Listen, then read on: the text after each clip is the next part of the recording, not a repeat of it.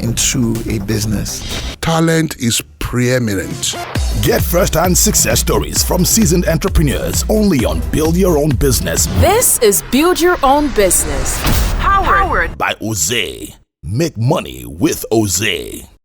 This is Build Your Own Business, brought to you by Oze. I am Wale Famariwa. It's always a pleasure to come to you with some accomplished entrepreneurs here in Nigeria doing incredible stuff.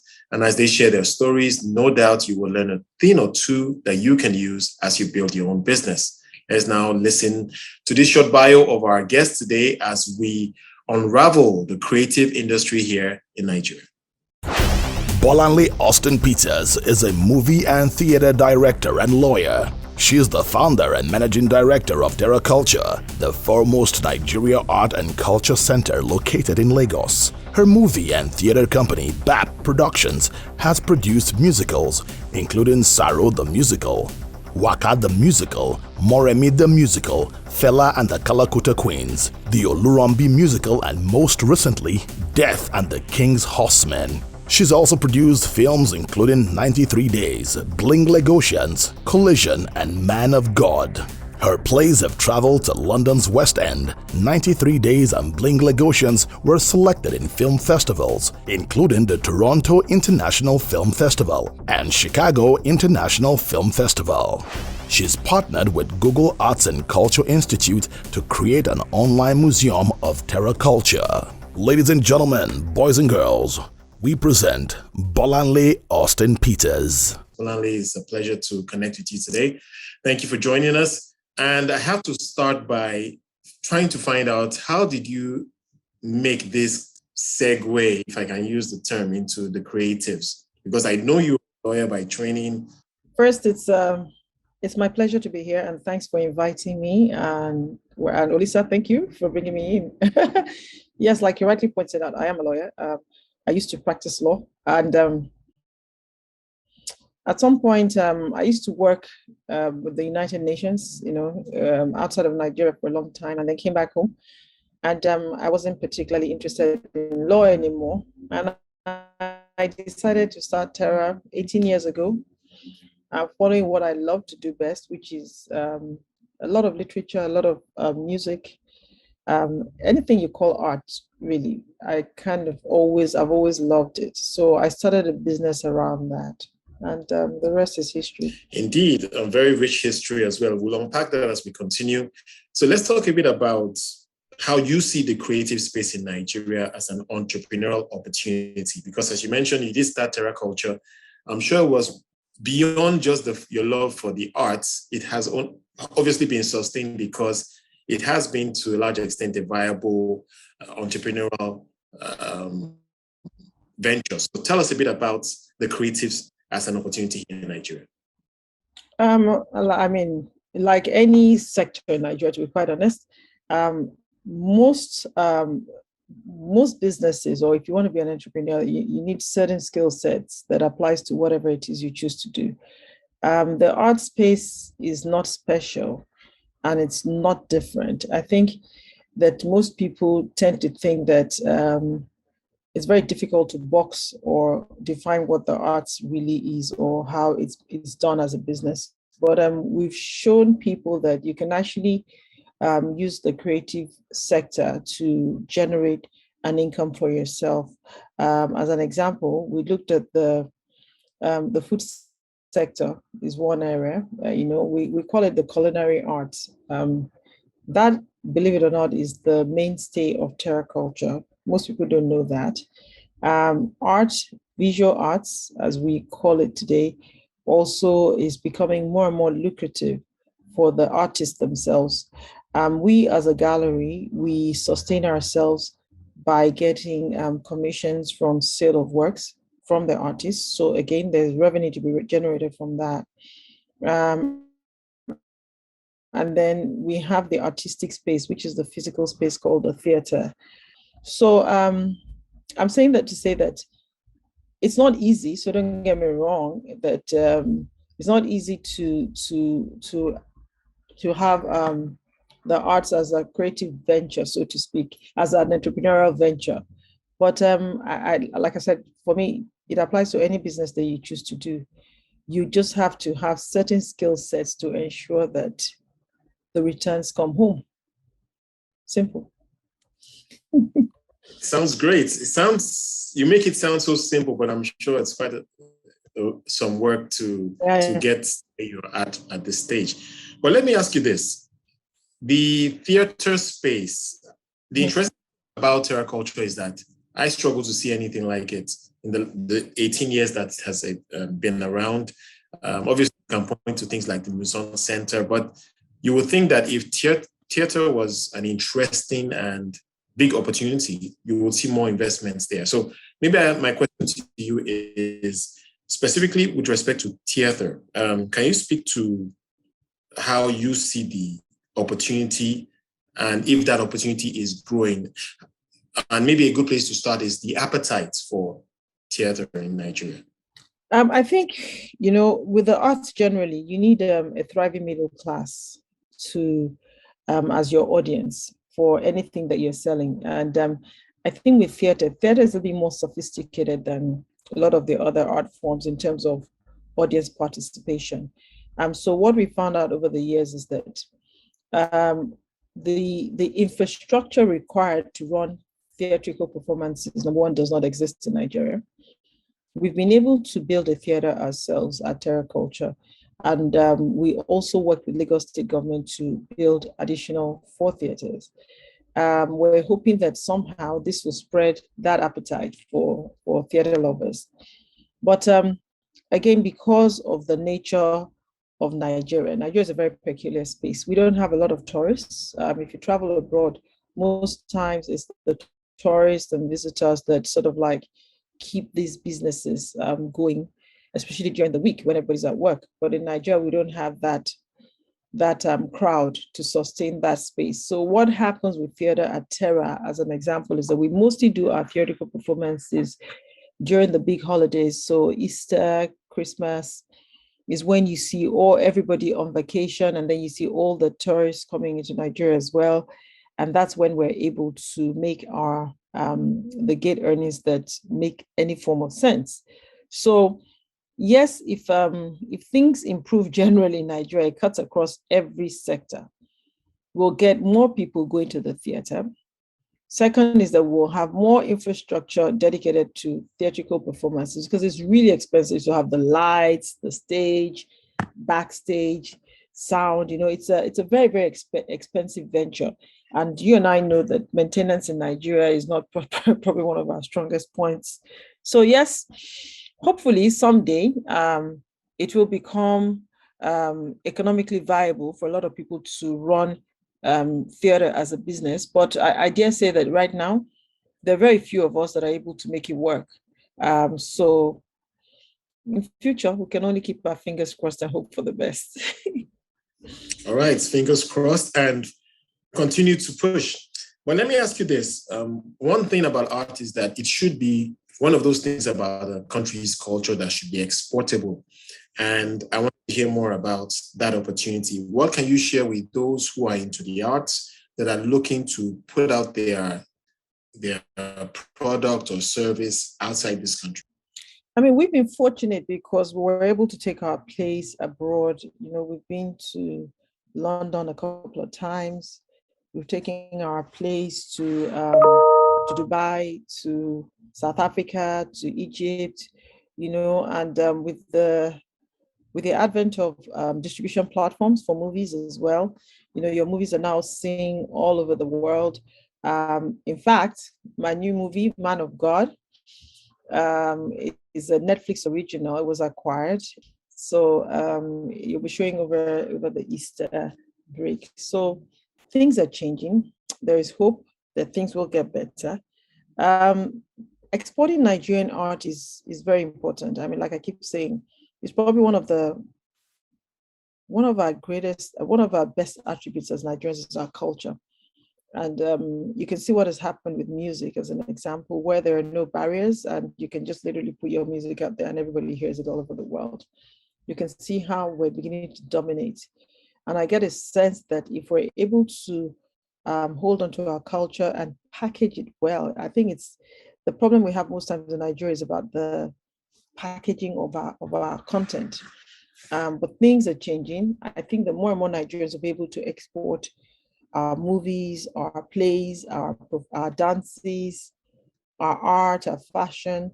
I think that at some point, if you look at Nigeria being a country that is very populous, um, we'll be able to dominate the world at the rate that we're going. Things are going to get better, and there'll be a dominance of Nigerian culture very soon in all these spheres of arts that I mentioned. Well, I like your optimism, and we'll see how things shake up moving forward. How do you balance the desire to be creative and to also make stuff that can be a commercially viable venture? Do you struggle with that sometimes? Well, I think there has to be a fine balance. I mean, at the end of the day, the way I look at arts is that I have to be comfortable with what I'm showcasing. So I don't. I'm one of those creatives. I don't necessarily cater to what is popular culture, so to speak. If people are saying, oh, you have to do this because everybody likes slapstick, I'm like, well, no, I don't like slapstick, so I will not do slapstick. Simple.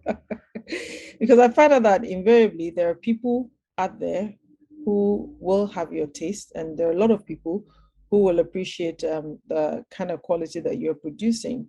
So like I said, it's about balancing. It's about you saying to yourself, okay, where do I draw the line? For me, it's always about quality. I focus on excellence. If I'm able to do something better and it might cost me more, I might lose financially, I go for excellence, knowing that even though short term you lose, long term you're going to gain. So that's always been my mantra. I just focus on quality. Well, that's so good. I'm sure you've had to make some tough decisions oh my goodness, painful decisions. Sometimes I'm like, it's costing us too much. I think a movie now, rely around some kuti, and I tell my team, well, we have to do what we have to do. If you want to depict this right, you just have to get it right. So again, it is what it is.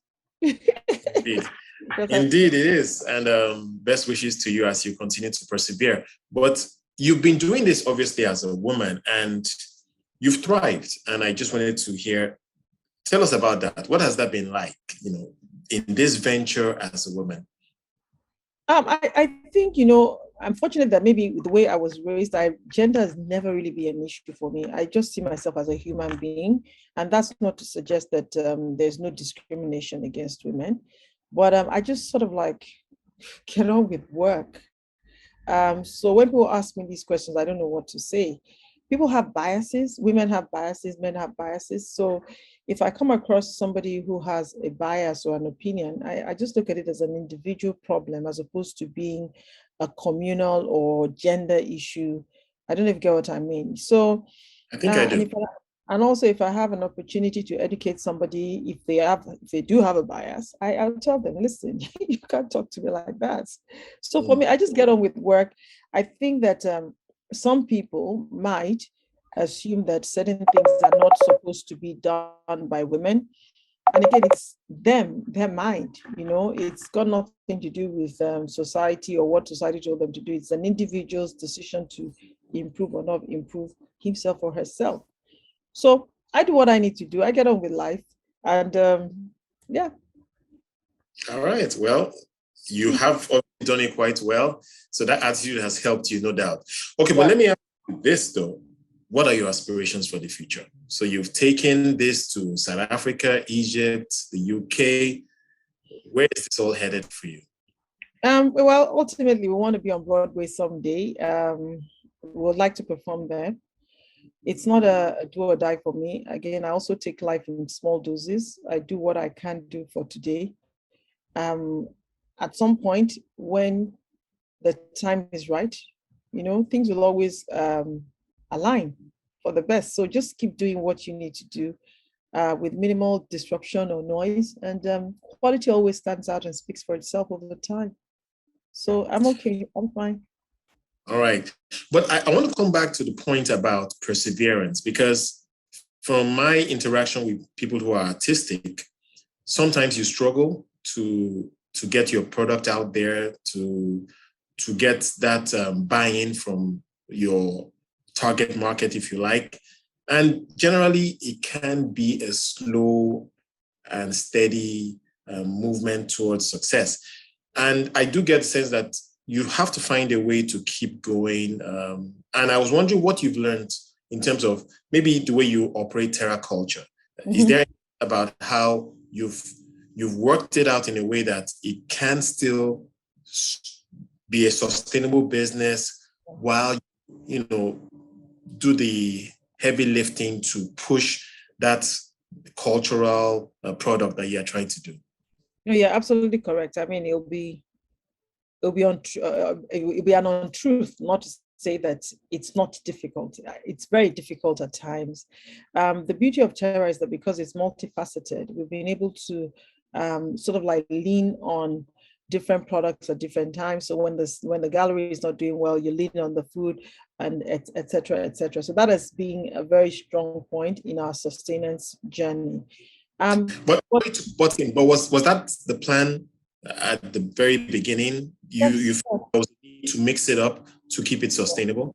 Yes. So if you know the pattern of art projects or spaces in Europe and in America, other parts of the world, is that they're funded by grants.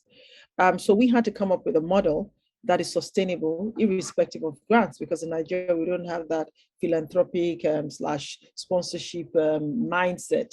So luckily for me, when I started out, I got a bunch of bankers, especially my chairman now, Tayo Aderoku, late Mr. Aderoku.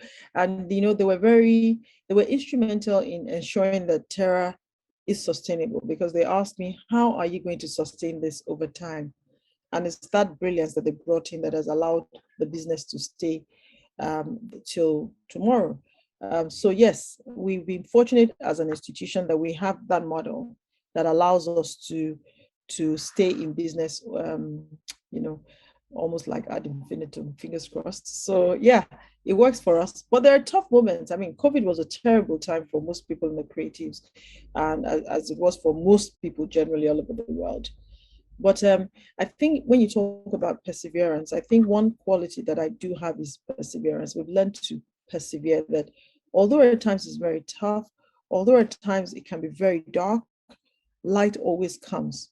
So I tell my team, give it 6 months, give it 12 months, things will change and things will get better. And invariably it always does. But then in that time, you need to tweak and also ask yourself, what are you doing wrong, or what can you do better, or what can you embrace to change that narrative? And that's one thing I think that we're very good at. We adapt very easily and quickly.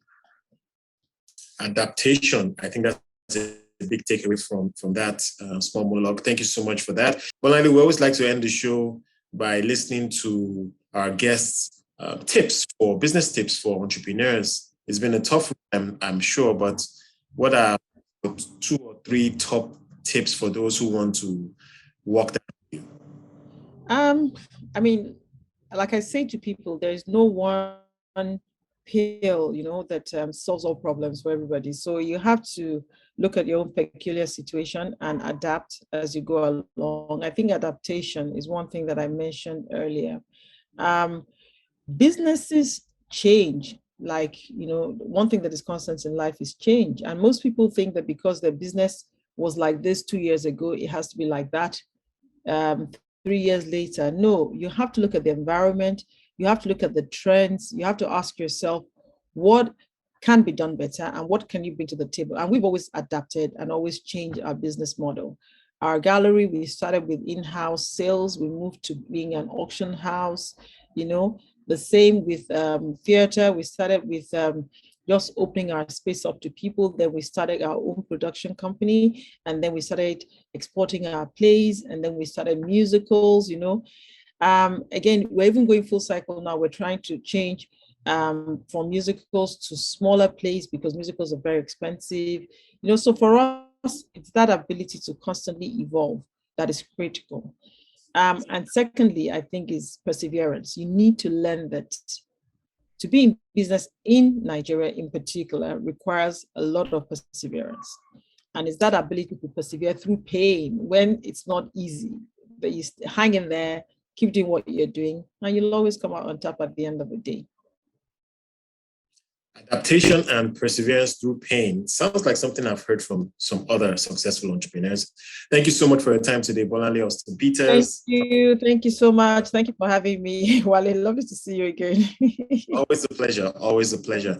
That's it on our show for this week. Many thanks for joining us. We'll be back again next week. This is Build Your Own Business. Powered by Ose. Make money with Ose.